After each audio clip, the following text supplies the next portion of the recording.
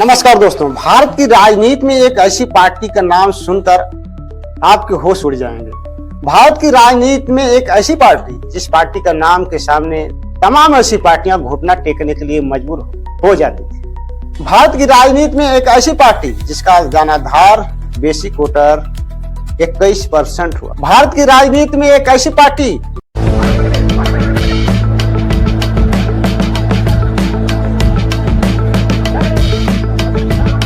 जो संवैधानिक तरीके से शासन पद्धतियां अपनाती है। भारत की राजनीति में एक ऐसी पार्टी जिस पार्टी का नाम है बहुजन समाज पार्टी।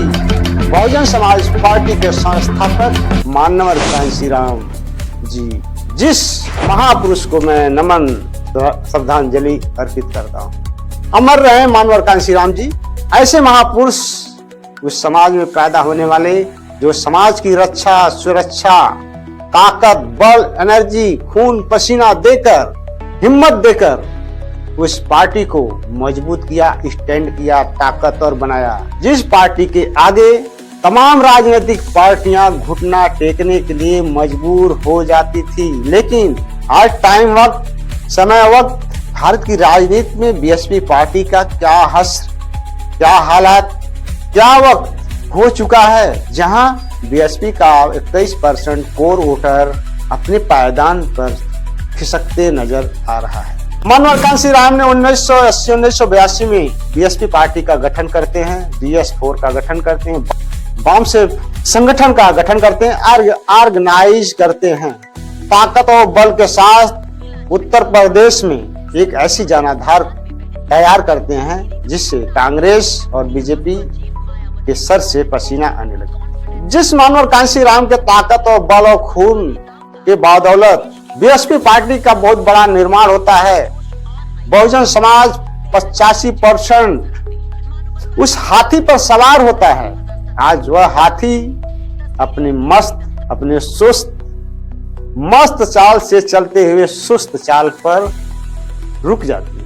आप जान लीजिए, मानवर कांशीराम की देन है बहन कुमारी मायावती। बसपा पार्टी मानवर कांशीराम की देन है। बहन कुमारी मायावती 1995 में बीजेपी पार्टी से गठबंधन करके 6 महीने के लिए सरकार बनाती हैं और 1995 से लेकर 3 बार बीजेपी पार्टी से गठबंधन करके सरकार बनाती है।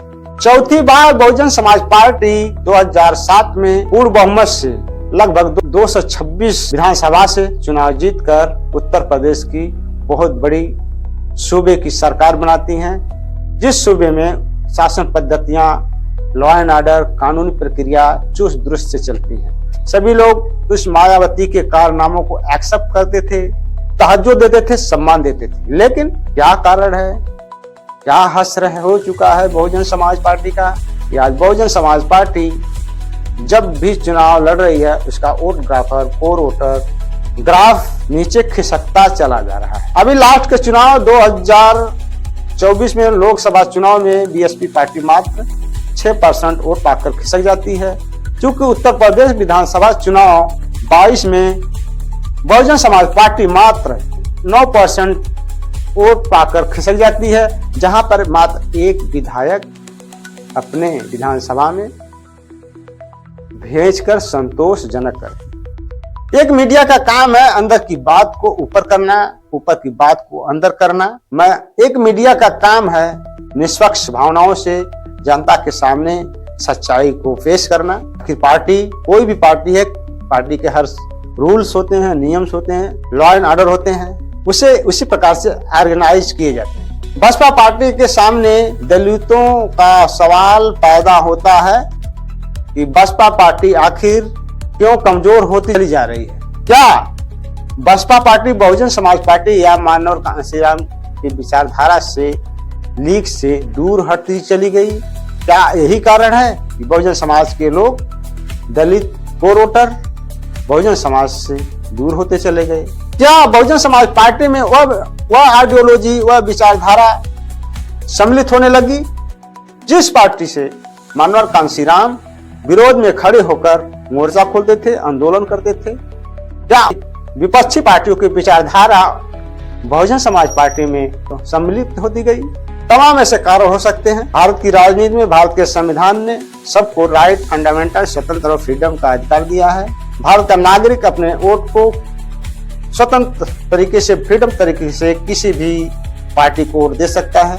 इसके ऊपर किसी प्रकार के बाउंडेशन, रोक नहीं लगाई जा सकती। तो उनके सामने एक विकल्प आता है, जिस विकल्प का नाम है चंद्रशेखर रावण। चंद्रशेखर रावण आजाद समाज पार्टी, भीम आर्मी संगठन। भीम आर्मी संगठन वह क्रांतिकारी नेता, युवा नेता अपनी एनर्जी के साथ उस महानायक की आवाज बुलंद करते हुए कहता है कि मैं मानवर कांशीराम की विचारधारा को, आइडियोलॉजी को आगे बढ़ाऊंगा। चूंकि लीक पर और रास्ते पर इस प्रकार के आइडियोलॉजी देखने के लिए दलितों को मिल रहा है, शायद हो सकता है दलित आजाद समाज पार्टी या चंद्रशेखर रावण को अपना विकल्प चुनकर बहुजन समाज पार्टी का साथ छोड़कर चंद्रशेखर रावण आजाद समाज पार्टी के साथ हो सकते हैं। हमें और आपको वोट देना है। वोट देना है विचारधारा पे।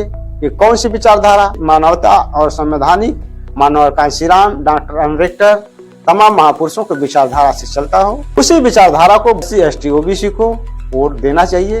अन्यथा बहुजन समाज पार्टी ने उस आजाद समाज पार्टी को कलंकित कर चुकी हैं।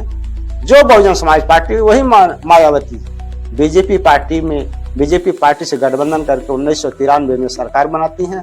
उसी चंद्रशेखर रावण को क्लेम लगानी है कि चंद्रशेखर रावण सामंतवादियों, पूंजीपतियों, बड़ी पार्टियों, केंद्रीय पार्टियों के दलाल हैं, ऐसा आरोप लगता है। अब चंद्रशेखर रावण को किस फील्ड में, किस रास्ते पर काम करना होगा जिससे उस आरोपों के घेरे से चंद्रशेखर रावण को बचना होगा। इसी साथियों, नमस्कार। यदि यह मेरी वीडियो आपको पसंद आती है तो वीडियो को लाइक कीजिएगा, चैनल को सब्सक्राइब कीजिएगा, बेल आइकन की घंटी को प्रेस कीजिएगा।